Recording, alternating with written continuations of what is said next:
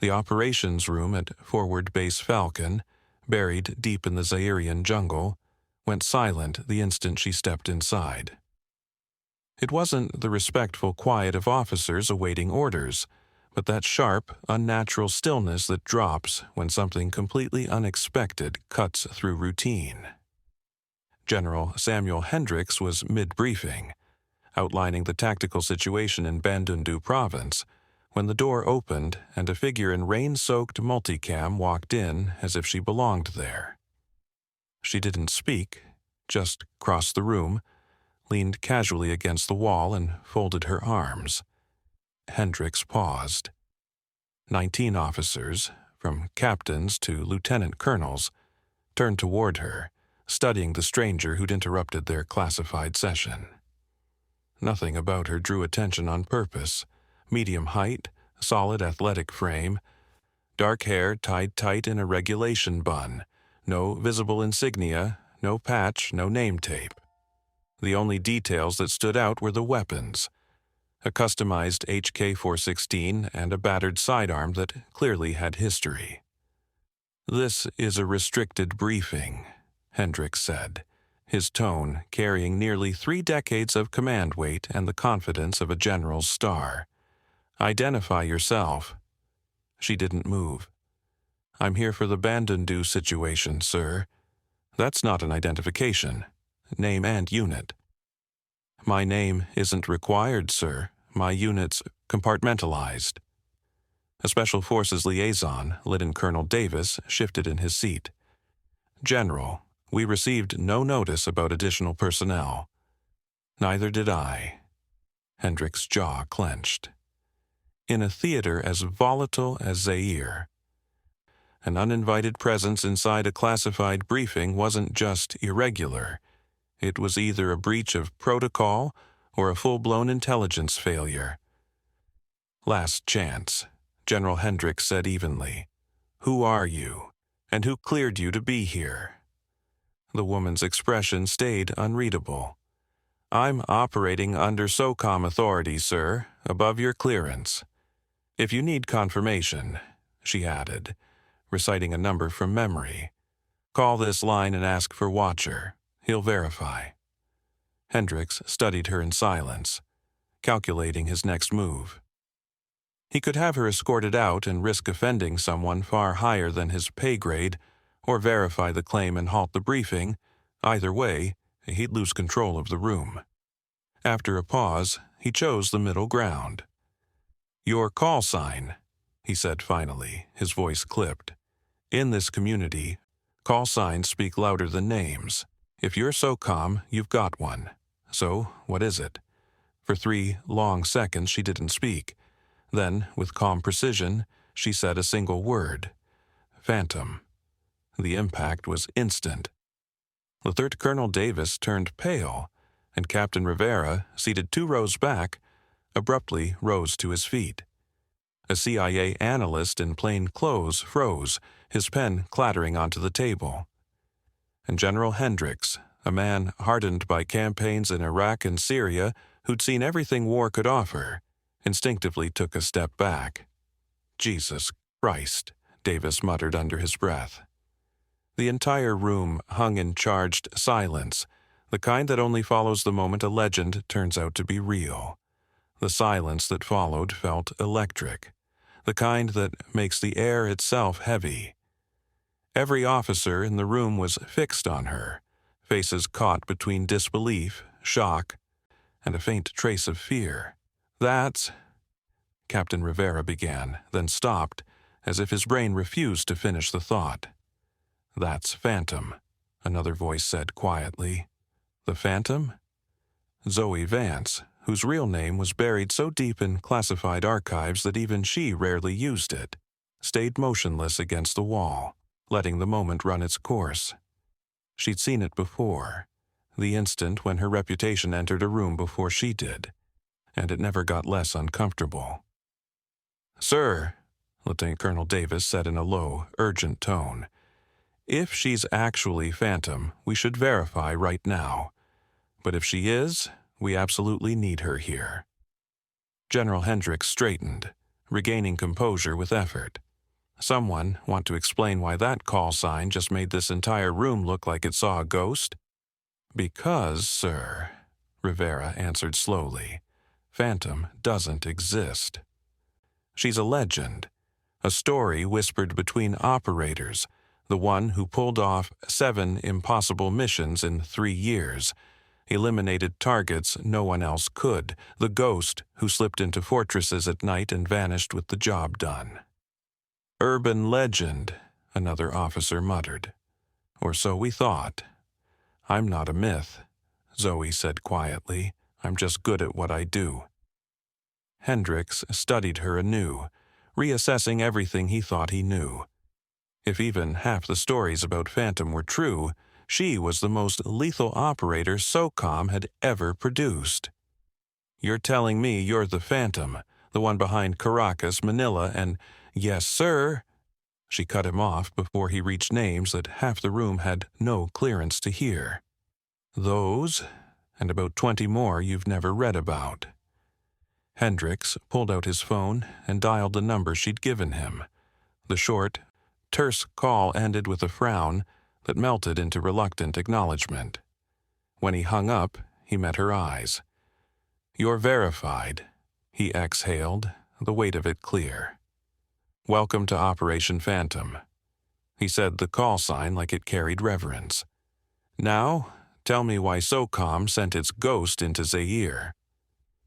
Zoe pushed away from the wall, stepping toward the glowing tactical display. Every eye followed her. Because, she said, pointing at a sector deep in the Bandundu jungle, you've got a problem that's about to spiral from bad to catastrophic, and I'm the only one who can stop it before it does. With that, she quietly seized command of the room, and everyone there understood their mission had just changed entirely. 48 hours earlier, Zoe Vance had sat in a very different room for a very different kind of meeting. The Watcher Operations Center near Arlington was windowless, kept at a precise 68 degrees, and hummed with the quiet efficiency of the nation's most classified missions. Zoe sat across a secure table from a man called Watcher, a code name that had outlasted 4 officers in the same seat. We have a problem, Watcher said without preamble. He was ex-Special Forces now coordinating operations for a SOCOM, and he didn't waste time. Bandundu Province, Zaire. A high-value target that's been on our list for 18 months. Zoe knew the name immediately. Everyone in the special operations world knew it. Jonas Kumbi was a warlord who'd overseen massacres that killed thousands. He was also the most evasive target in Central Africa, adept at counterintelligence, paranoid about security, and clever enough to stay one step ahead of every team sent after him. We tried twice, Watcher said as satellite imagery filled the screen.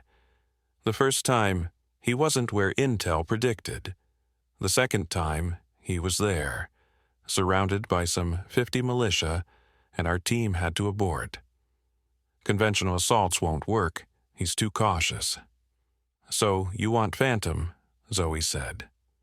We want Phantom, Watcher answered.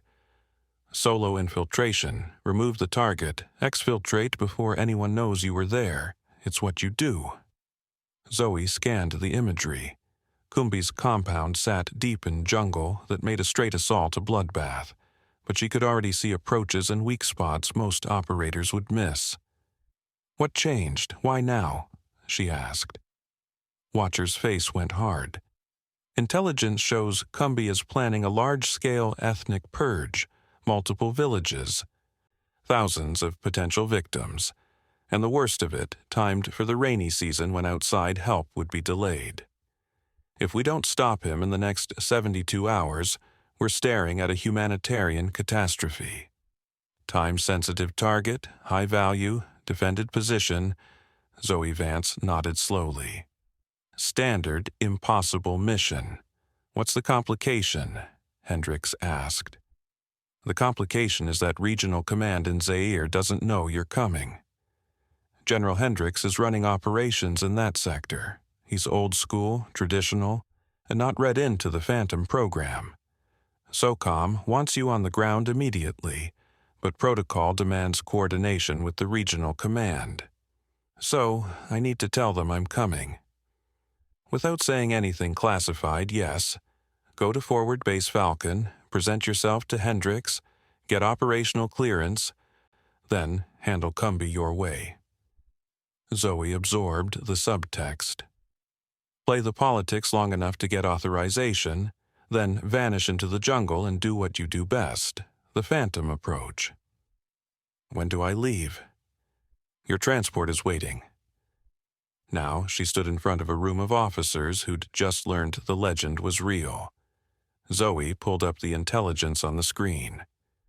Jonas Cumbie's compound is here, she said, pointing to a clearing on the satellite image. 4 buildings, roughly 50 personnel, defensive positions around the perimeter. A standard assault would mean heavy casualties and a good chance the target escapes. Which is why we aren't doing a standard assault. What are you proposing? Hendricks asked, his tone showing he was still adjusting to an operator who technically didn't answer to him. I'm not proposing anything, sir. I'm telling you what's going to happen. Tonight I infiltrate Cumbie's compound, eliminate the target, and exfiltrate before his security realizes what happened. Your role is support if it goes loud. But if I do this right, you won't need to activate your QRF. Lieutenant Colonel Davis leaned forward. You're talking about a solo infiltration of a hardened target with 50 hostiles in the middle of the Zairian jungle. That's suicide. It's Tuesday, Zoe replied. I've done this 17 times. 18 if we count operations still classified above your clearance. Captain Rivera shook his head slowly. The stories said you operated alone. I thought that was exaggeration, another officer added. No one goes solo against odds like that. No one else does, Zoe agreed. That's why they call me Phantom.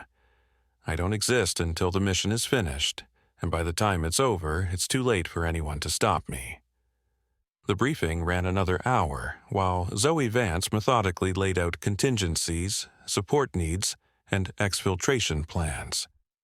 She pointed out jungle approaches conservative planners had missed, exposed security gaps in Jonas Cumbie's compound that satellites didn't show, and delivered a level of tactical analysis that left several officers openly impressed. When she finished, General Hendricks asked one last question. Why do they call you Phantom? I get the OPSEC reason, but there's more to it, isn't there? Zoe was quiet for a beat before she answered, Because I'm a ghost, sir. I walk through walls. I move where people think movement is impossible. And when I'm done, the only proof I was there is the objective completed. Cumbie will never see me coming. His security won't know I was there until they find the body. That, she said, is what Phantom means.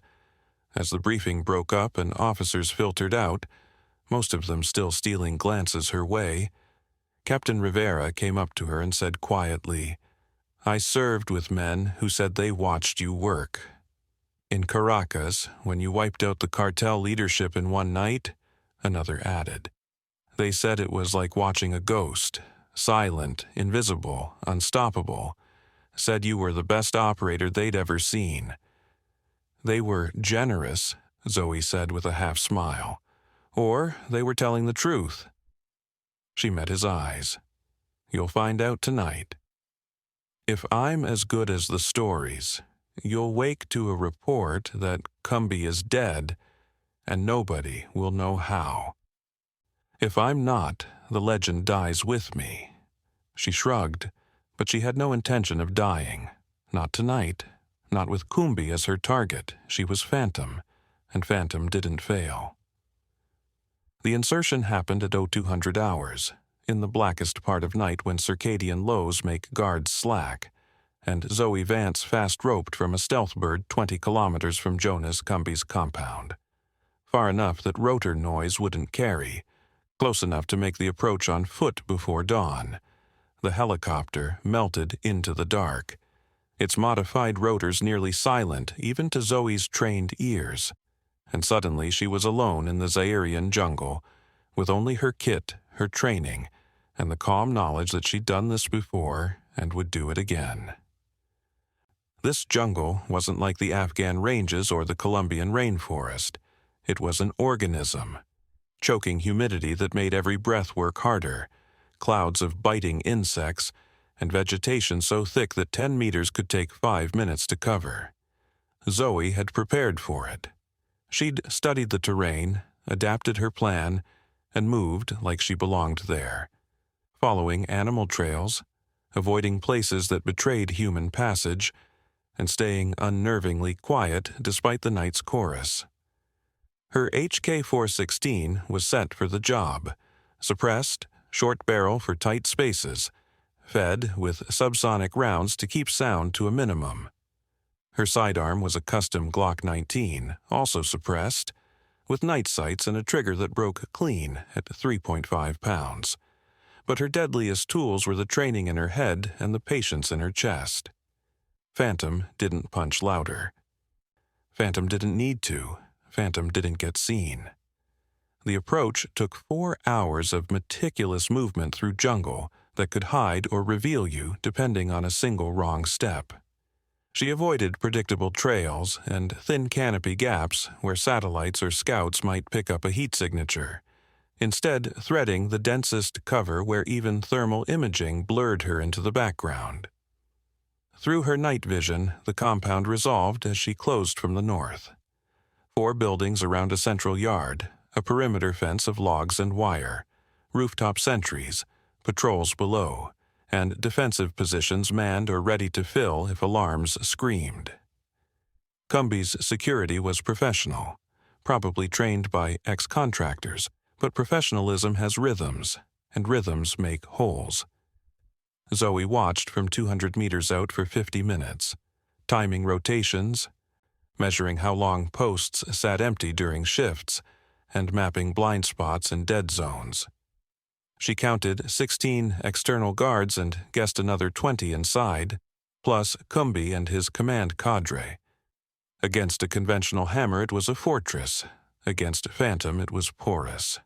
She moved at 555 hours, 30 minutes before dawn when the night shift was bone-tired and the relief hadn't fully woken. She came from the north, the route no one expected because the jungle there looked impassable, and that was precisely why she picked it. The first barrier was a 12-foot fence crowned in concertina wire. Zoe slid under where the fence crossed a small drain, widening the gap just enough to pass, and emerged inside the perimeter like a shadow in pre-dawn gray.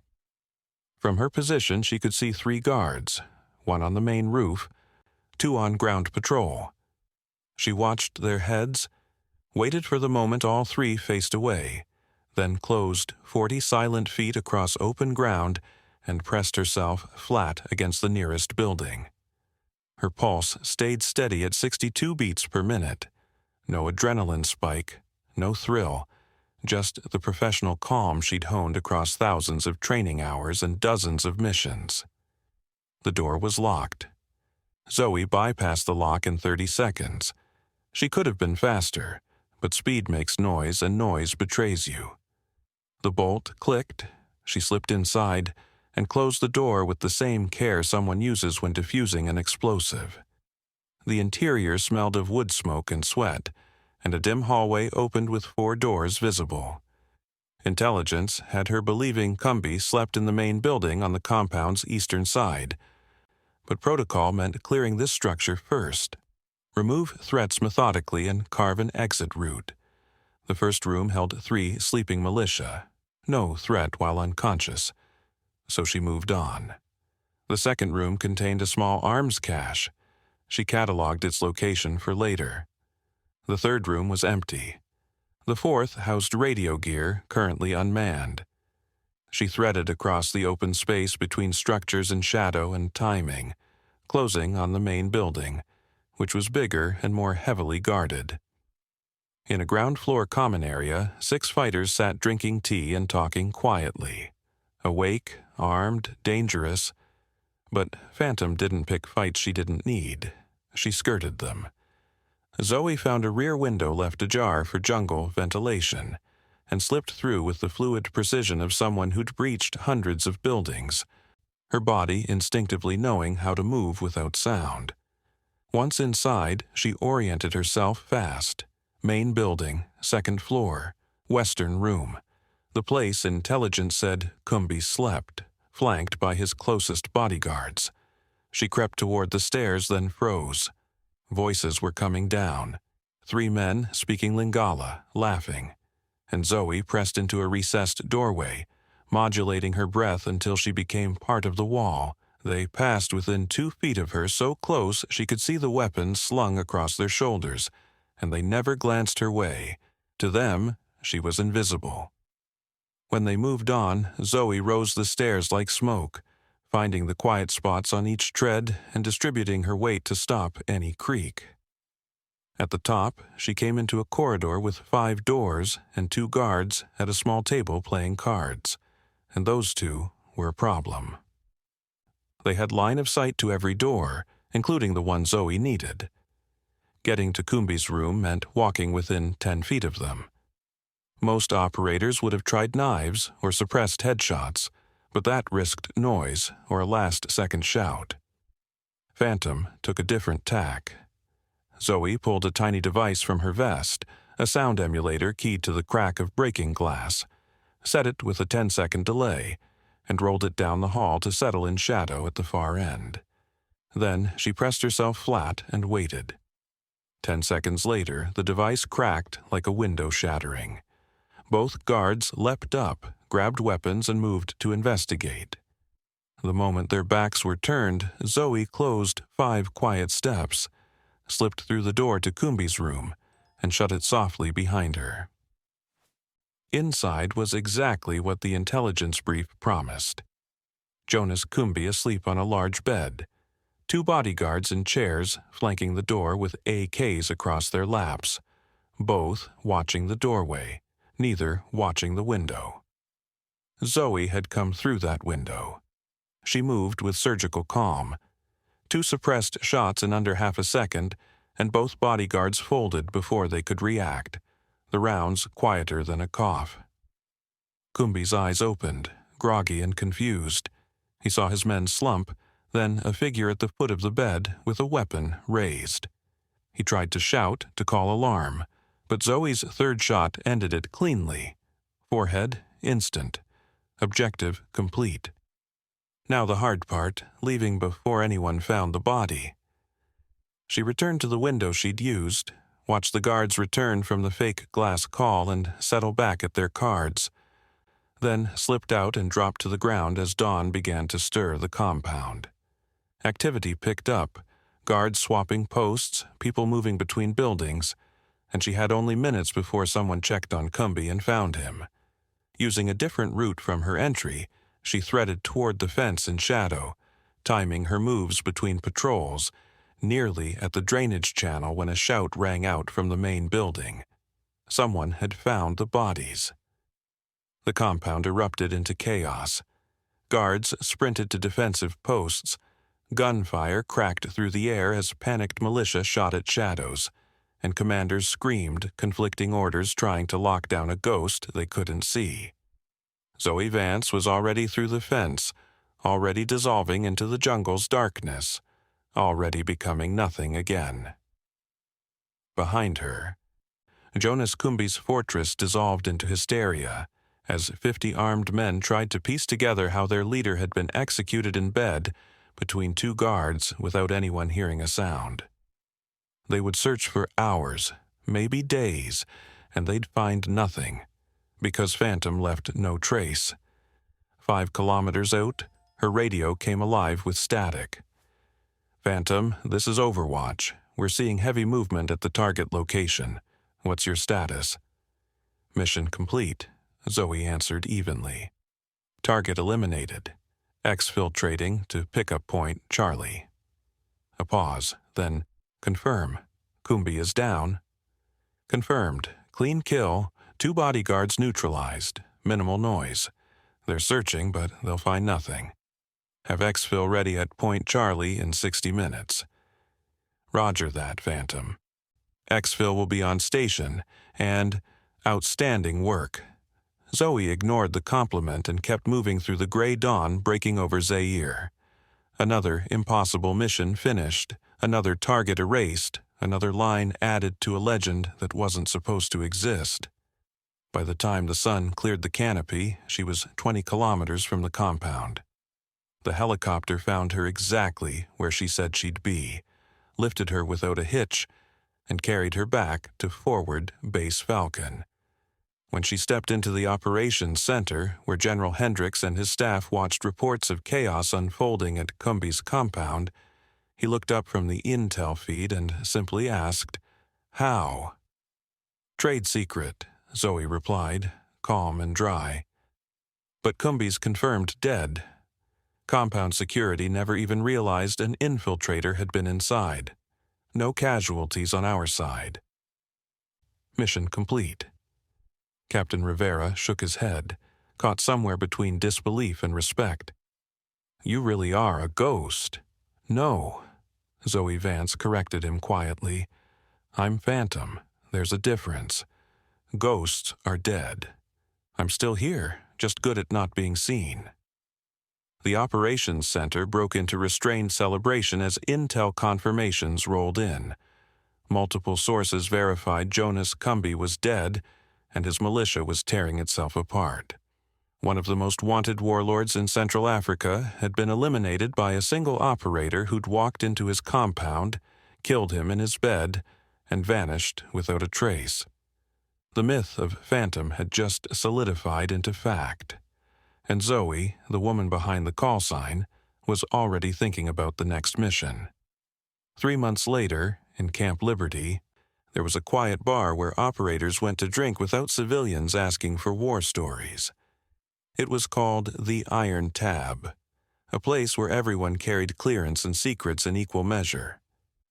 Zoe sat at the bar nursing a whiskey when Rivera slid onto the stool beside her. "Phantom?" he greeted. "That's not my name here," she replied. "Here, I'm just Zoe, no call signs, no missions, just a drink at the end of the day." "Fair enough, Zoe," he said, ordering his own. "I wanted to thank you for Bandundu. That mission you pulled with Cumby, it saved lives. His plan would have killed thousands. You stopped a massacre. That's the job." "It's more than the job," Rivera said firmly. "What you do, it's extraordinary. I've been Special Forces 12 years, worked with the best operators on the planet. You're in a class of your own." Zoe took another slow sip of her whiskey. "You came here to give me compliments." "I came to this bar to ask you a question," Rivera said. "How do you do it? How do you walk into places that would kill anyone else and walk out clean every time? What's your secret?" Zoe paused, weighing how much to give away, then answered simply, "There is no secret. It's training, experience, and the patience to find a solution every mission hides. Most operators lean on firepower and speed. I lean on patience and precision. I won't fight when I can avoid it. I won't engage when I can evade. And when I must kill, I do it so quietly and efficiently that by the time anyone realizes I was there, I'm already gone. That is Phantom. That is what makes me Phantom. I don't exist until the mission is finished. I'm the ghost inside the machine, and I'm very, very good at it." Rivera raised his glass to the operator who supposedly didn't exist. Zoe tapped her drink to his for missions done and legends that often outpace the truth. The truth, she knew, was simpler and human. She made mistakes like everyone, had missions that unraveled, targets that slipped away, and operations that demanded on-the-fly changes. The difference was she'd trained longer, learned harder, and sharpened her craft until the impossible read like another word for difficult. She became Phantom because she refused to accept limits everyone else treated as final, because she chose to be exceptional at costs most wouldn't pay. And when the next call came, as it always would for targets conventional forces couldn't reach, she'd answer it. Plan, infiltrate, finish, and extract without anyone ever knowing she'd been there. That's what Phantom did. That's why the legend was real. If you like this story, subscribe to Major Tom's Tales for more incredible accounts like this one.